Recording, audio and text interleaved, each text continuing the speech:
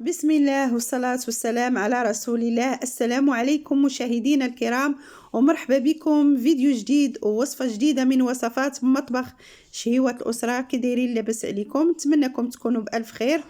اليوم غادي نحضر معاكم مسمن بالسكر رائع كيجي لذيذ، تعمليه سيدتي للأسرة ديالك بالصحة والراحة. تابعوا معايا نشوفوا مقادير وطريقة تحضير هذا المسمن ديال السكر. نبداو على بركه الله بالمقادير وطريقه التحضير.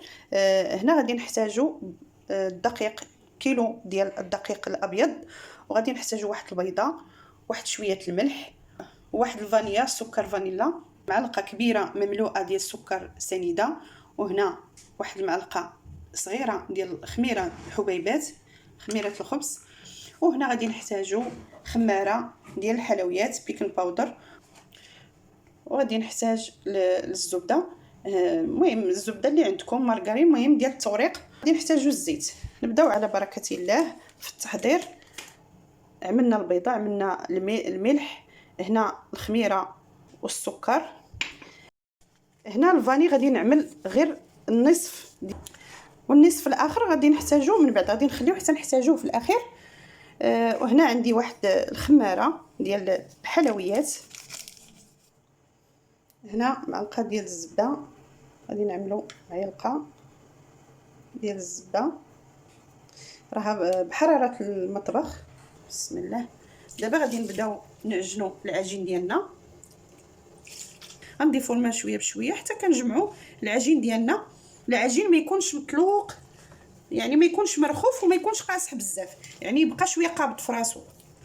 صافي غادي نعجن، غادي نجمع العجين ديالي وندلكها.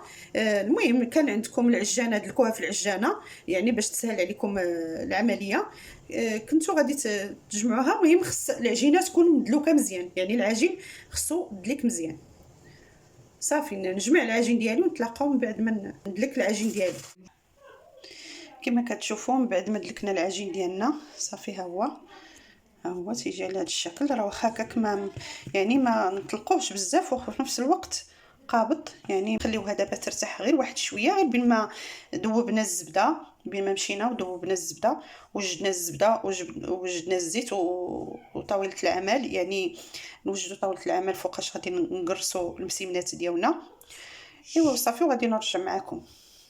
كما كتشوفوا خديت كاسروله، عملت فيها الزيت، يعني عملت شي نص كاس ديال الزيت، وغادي نعمل الزبده حتى هي للتوريق باش غادي نورقوا هاد المسمنات هادو. صافي وغادي ندوبهم فوق النار حتى كتذوب لينا الزبده، ونجيو باش نبداو نقرصوا المسمنات ديالنا. صافي هنا كما كتشوفوا ذوب الزبده، هنا ذوبنا الزبده، عندنا الزيت. صافي ان شاء الله دابا غادي نبداو في التوريق ديال المسمنات ديالنا. نبداو على بركه الله. غادي نهزوا اول وحده ونبداو، غادي نعملوا الزيت.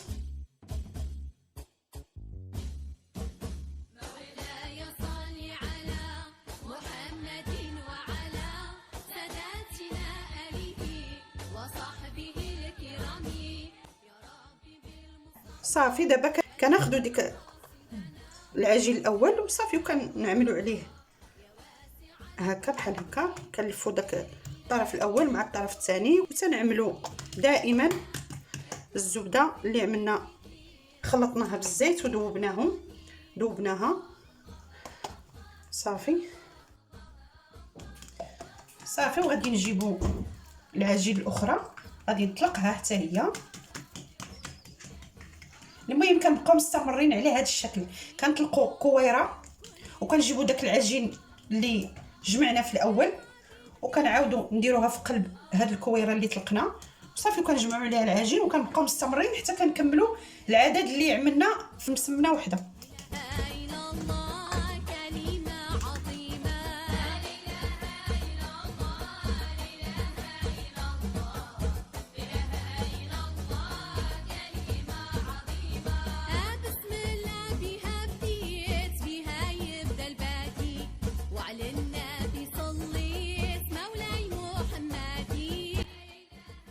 كما كتشوفوا هنايا خديت اللاطه دهنتها بالزيت وداك شويه الزبده اللي شاط عملت حتى هو واحد شويه.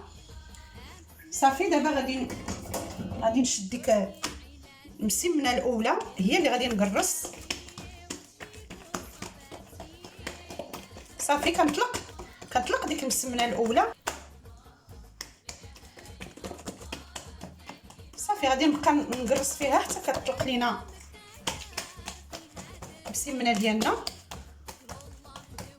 ملي كنقرصهم كنخليهم يخمروا عاد باش كنطيبوهم. ملي كنبغيو ندخلوهم ملي كيخمروا ونبغيو ندخلوهم للفرن كنرشوهم بسكر سنيده من الفوق وتندخلوهم للفرن حتى كيطيبوا. صافي تنبقاو مستمرين هكا حتى كنقرص كاع المسمنات اللي عملت. صافي هذه هي الثانيه، ها هي المسمنه الثانيه. صافي غادي نقرص هذه ونعاود نقرص الثانيه. انا عملت ثلاثه اللي عملت. صافي غادي نكمل كاع المسمنات اللي عملت ونتلاقاكم ملي يخمروا لينا المسمنات ديالنا. صافي غير كنقرصوهم وتنخليهم في مكان دافئ حتى كيخمروا، وعاد غادي نتلاقى معكم باش نشوفوا تتمه التحضير. كما كتشوفوا هنا خديت 2 معالق ديال السكر سنيده وغادي نضيف عليهم داك النص ديال الفاني. صافي كنخلطهم مزيان. صافي وغادي نبدا نرش السكر على المسمنه ديالنا. كنرشها مزيان. المهم كميه السكر على حسابكم، على حساب واش كتبغيو الحلا. شوفوا هاد المسمنات ديالنا كي جاو درت عليهم السكر سنيده من الفوق هكا تيجيو الشكل ديالهم، تيجيو ما شاء الله روعه. نتوما كما كتشوفوا مقرمشين.